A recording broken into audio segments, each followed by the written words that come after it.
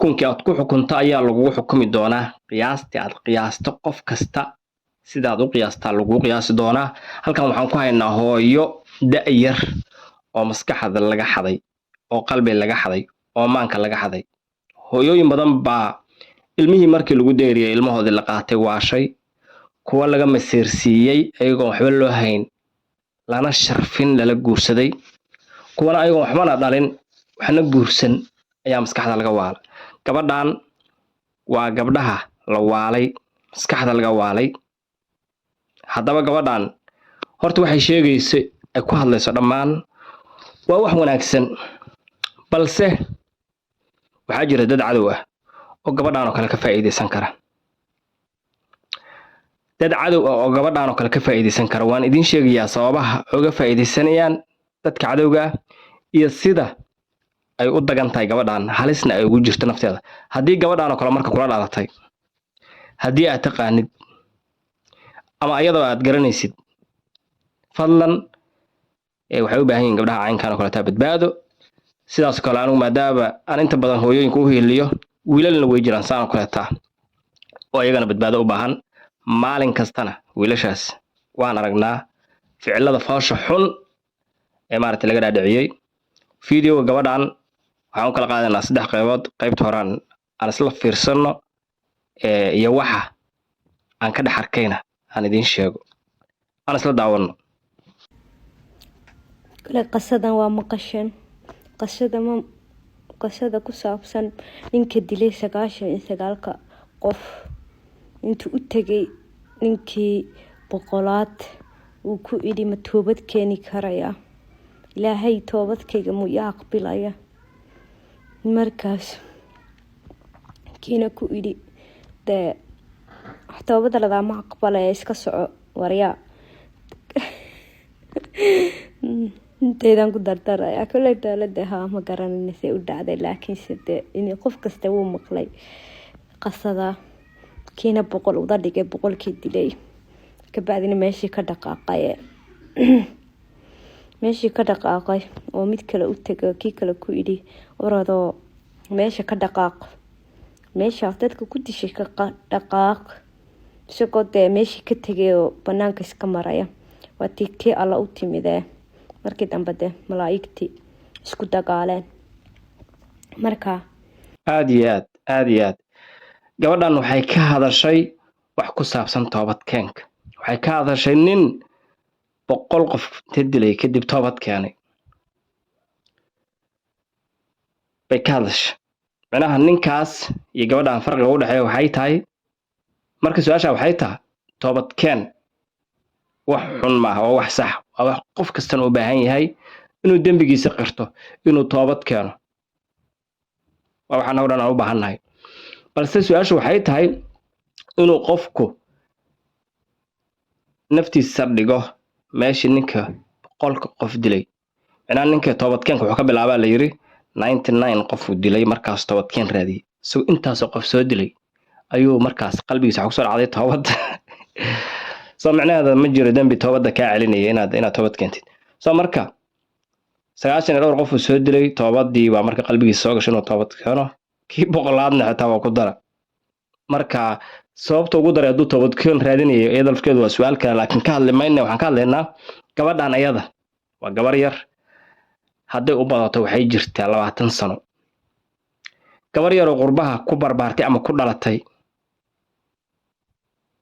maxay samayn kartaa? dambiga maanta ay ka cabanayso oo isku barbardhigaysa nin 100 qof dilay isku barbardhigayso muxuu yahay? aan hadda dambiga ugu xunaan saarayna gabadhan, maadaama gabadhan dambi hadda lagu xukumayo xabsi aysan gelin weligeed ee dambiyaal yaryar waxay ka cabanaysa tahay. bal hadda qof dambiyaasha yararka uu geli karo aan isla fiirino muxuu noqon karaa? 20 sano jirtaa gabadhan, waxay dambaabi kartaa markaan ka dhigno 5 sano ilaa 5 sano ay qof noqoto Soomaa 15 jir bay ka soo bilowday inay socoto gabdhuhu ka bilaabaan iyo dadku. aan 5 sano ka soo bilowno marka 5 sano maxay samayn kartaa? 5 sano waxay samayn kartaa sigaarka cabi kartay, shishada iyo qashinka cabi jirtay, hadday doonto qamriga iyo alcoholga cabi kartay, shaneem aadi kartay, waxa way wareegi kartay, niman bay si xaaraan kula seexan kartay, waa intaas intay samayn karto gabadhan wax kale ay samayn karto male inay wareegto shaneemooyinka aado maxaan ku yiraahdaa xashishada cabto alkoolada cabto sigaarka cabto xaaraanna ay kula seexato intaasay samayn kartaa haddaba intaas waa in ay nafteeda kaliya ka gashay in ay dad ka gashay ma dambiyada ay sheegayso dambiyadaas oo dhan waa nafteeda waxay ka gashay waxay dad bilaadan ka gashay male hadday dad ka gali lahayd xabsi aadi lahayd maanta maana arki lahayn ba dad dambi ka gali lahayd soo marka waxa gabadhan kurbada ku haya oo ugu badan oo ku dhici kara waa intaas ayadoon hadda intaas aysan hayn dhibaatadeeda wax nafteeda kaliya ka gashay okay aan wax yar marka fiidiyoga qaybta kale tan aan sii daawanay waxa dhan oo ka hadlay adinka fahmi doona haye aan sii deena qasadan wax yar ka hor baan fahmay macnaheega oo dhan ay la yaabina laakiin qasadan hadda baan fahmay macnaheega markaas bilaadanku ma aragtay wax kasta oo xumaanay samaysay wax kasta oo adduunku soo qastay markasto soo xasuusatid ilaahay qalbiga ma aragtay gudahaaga uu ka guuxo diintu ya la cabsiga iyo toobadka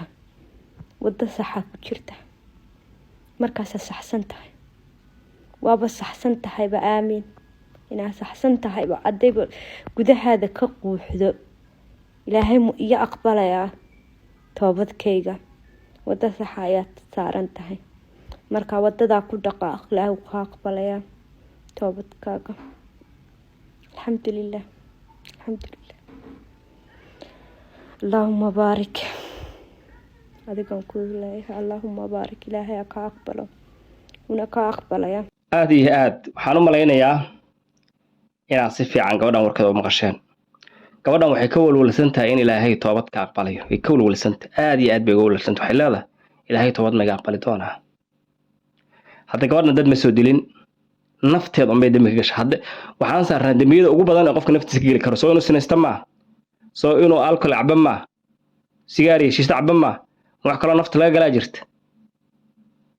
waa may haday dambi dadka gal lahayn nalama hadasheen maanta xabsi galad macnaha taas aqliga saliimka ah inoo sheegay iyo maartay iyo xog raadinteena inoo sheegay gabadhan maadaama yar tahay haday dad wax gaarsiin lahayd xabsi aadi lahayd qurbahan ay ku nooshahay soo marka dambiga ka cabanayso waa dambi nafteeda ay ka gashay waa waqti yar oo 2 sano ama 3 sano ay dhalin yaraysay iyo waxay leedahay ma iga aqbali doonaa soo marka su'aashu waxay tahay qofka markuu nooca noqdo oo uu la walwalo wax yar ah uu la walwalo wuxuu ka fikirayaa ama wuxuu baylah u yahay in si toobadkanka uu u helo inuu waxyaabo xad ka bax sameeyo hay'alay gabadha hadda waxay dhageysanaysaa nin 100 qof dilay hadda kooxaha duurka ku jira dadkan kale way jecel yihiin dadkan kale haday arkaan oo saan qalbigooda u jilicsan yahay oo toobadkanka wax kasta uga muhiimsan yahay waxa weeyaan waxba daqiiqad kuma qaadanayso inay maarta la tagaan ya macnaha markii qofku waxa la rabaa inuu kala garanayo gabadhan hadda waxa ka muuqata cabsi badan ka muuqata in dadka la joogay ama meesha ay ku nooshahay ay aad u cabsi galiyeen iyadoo wax weyn dambi aydoon gelin oo kaliya nafteeda dambi yar ka gashay waxyaabo yar yar dambi waa ka dhacaa dadka maalinkaas qofka bilaadanka ma jirto mar oo bilaa dambi ay ma jirto mar kasta dambi baad ku jirtaa ama ha ahaado mid naftaada aad ka galaysid ama ha ahaado mid bulshada ka galaysid ha ahaado mar kasta dambi baad ku jirtaa hadda fiidiyoga aan duubayo ani xitaa waxa laga yaabaa dambi inaga soo gaarayo la iskama ilaalin karo laakiin mar kasta waxa la rabaa qofka inuu u dhaqmo sidiisa ugu muhiimsan ugu wanaagsan oo isleeyahay waa sida ugu fiican inuu u dhaqmo adoo dambaab mar kasta laakiin sida ugu wanaagsan u dhaqan haddii wax lagu sheegana maqal gabadhan marka waxyaabihii yararka ah oo dhalinyarnimadu ay ka keentay yaa buur kala weyn wax ay ku gudi kartana wax ajaayib fiidiyoga qaybta ugu dambaysa baan dhageysanaynaa oo yaabka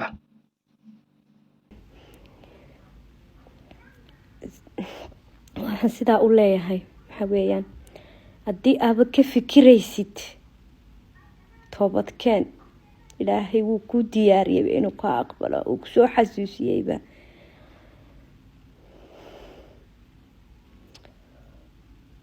ka qiiroonaya unbelievable